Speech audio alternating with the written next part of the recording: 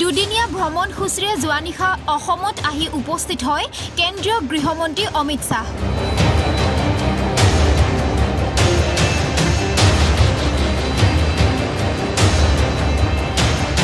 আজি গৃহমন্ত্ৰীগৰাকীয়ে আমিনগাঁৱত এখন জনসভা সম্বোধন কৰে।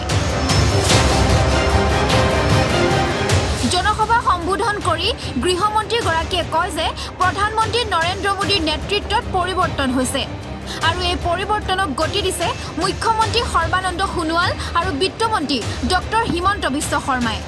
নৰেন্দ্ৰ মোদীয়ে যি প্ৰতিশ্ৰুতি দি শাসনলৈ আহিছিল সেয়া পূৰণ কৰিছে। मित्रों, प्रधानमंत्री नरेंद्र मोदी जी ने 2013 के चुनाव अभियान के अंदर कहा था कि जब तक पूर्वी भारत विकसित नहीं होता भारत का विकास असंभव है। और सौभाग्य है कि 2014 में देश की जनता ने प्रधानमंत्री जी को इस देश का प्रधानमंत्री बनाया और नरेंद्र मोदी जी को जो शब्द थे मोदी जी ने उसको चरितार्थ किया है। मैं मानता हूं कि एक बहुत बड़ा परिवर्तन की शुरुआत नरेंद्र मोदी जी के नेतृत्व में हुई और भाई सर्बानंद सोनोवाल और हेमंत विश्व शर्मा की जोड़ी ने इस शुरुआत को गति देने का काम किया है। যিসকল লোক আন্দোলন তথা হিংসাৰ লগত জড়িত আছিল তেওঁলোকে এতিয়া অসমৰ বিকাশৰ দিশত কাম কৰি আছে। आज पूरा पूर्वी भारत नॉर्थ ईस्ट समेत पूर्वोत्तर समेत देश के विकास का ग्रोथ इंजन बना हुआ है।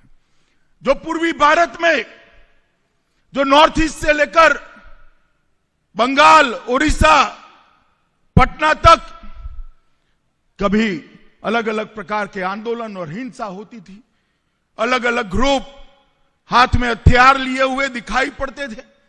आज वो सारे मुख्य धारा प्रवाह के साथ जुड़े हुए दिखते हैं और सारे वो युवा जो कभी आंदोलन करते थे वो आसाम के विकास के साथ जुड़कर आसाम को देश का ग्रोथ इंजन बनाने के लिए अहर्निश दिन रात काम कर रहे हैं। গৃহমন্ত্ৰীগৰাকীয়ে কয় যে অসমৰ সংস্কৃতি হৈছে সকলো সংস্কৃতিৰ অলংকাৰ। তদুপৰি গৃহমন্ত্ৰীগৰাকীয়ে ভাষণ প্ৰসংগত শ্ৰীমন্ত শংকৰদেৱ আৰু মাধৱদেৱকো স্মৰণ কৰে। তেওঁ কয় যে শ্ৰীমন্ত শংকৰদেৱে অসমৰ সংস্কৃতিক দেশবাসীৰ সৈতে পৰিচয় কৰাই দিছে। मित्रों, ये भूमि महान परंपरा की भूमि है। यहाँ का संगीत, संस्कृति, साहित्य अनेक प्रकार से अपना वैशिष्ट्य रखता है। आसाम की संस्कृति सिर्फ आसाम की संस्कृति नहीं है, पूरे भारत की संस्कृति का गहना है। आसाम की संस्कृति पूरे भारत की संस्कृति का गहना है और आसाम की भाषा, साहित्य, नाट्य रचनाएं, कविता, भक्ति, संगीत और संस्कृति के आद्य पुरुष कोई है तो महापुरुष श्रीमंत शंकर देव है। श्रीमंत शंकर देव ने पूरा जीवन आसाम को भक्ति के मार्ग पर ले जाने के लिए लगाया। आसाम के साहित्य की रचना कर कर आसाम के साहित्य और संगीत को एक नई ऊंचाई तक पहुंचाया। पूरे देश में इसको परिचय कराया और पूरे देश के अंदर आसाम के साहित्य और संस्कृति की स्वीकृति भी लाए। श्रीमंत शंकर देव हो, महापुरुष माधव देव हो, इन आसाम के अंदर एक प्रकार से आसाम की जनता को एक करने का काम किया। এই সভাতে গৃহমন্ত্ৰীগৰাকীয়ে সমালোচনা কৰে কংগ্ৰেছক। তেওঁ কয় যে বটদ্ৰৱাৰ বাবে বিগত 15 বছৰে একো কাম নকৰিলে কংগ্ৰেছে। बड़दोवा थान जो शंकरदेव का जन्मस्थान है, श्रीमद शंकरदेव के जन्मस्थान भद्रवा को इतने सालों तक शंकरदेव की स्मृति में एक महान पहचान देने की जरूरियात थी। जो 15वीं सदी में उन्होंने काम किया, जो योगदान दिया आसाम के साहित्य को, आसाम की संस्कृति को, आसाम के धार्मिक विचार को, आसाम के इतिहास को और नाट्य लेखन, कविताएं, भक्ति संगीत, ये सब आयामों में जिन्हें आसाम को एक परिचय दिया, उसके जन्म स्थान की इतने सालों तक शासन करने वाले एक कांग्रेसी मित्रों ने कभी चिंता नहीं की थी। আনহাতে বটদ্ৰৱাক লৈ মুখ্যমন্ত্ৰী সৰ্বানন্দ সোণোৱাল নেতৃত্বাধীন চৰকাৰৰ পৰিকল্পনাৰ বিষয়েও আলোকপাত কৰে গৃহমন্ত্ৰীগৰাকীয়ে।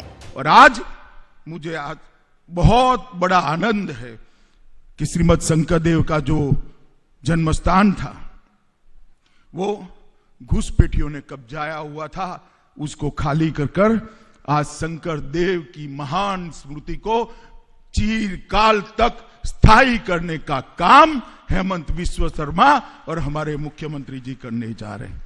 वहां श्रीमद शंकर देव के पद चिन्ह रखना है, उनके ऐतिहासिक स्मारक बनाना है, कीर्तन घर बनेगा,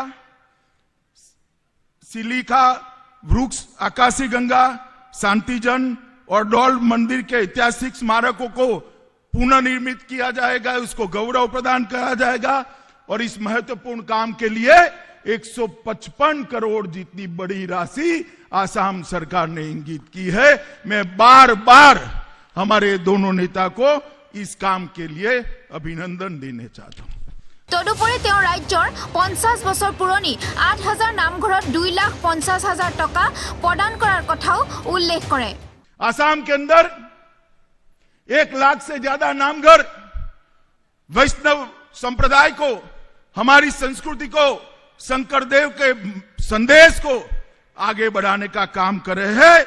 उसमें से 50 साल के पुराने 8000 नामघरों को आज 2.5 लाख रुपया देने का कार्यक्रम हो रहा है।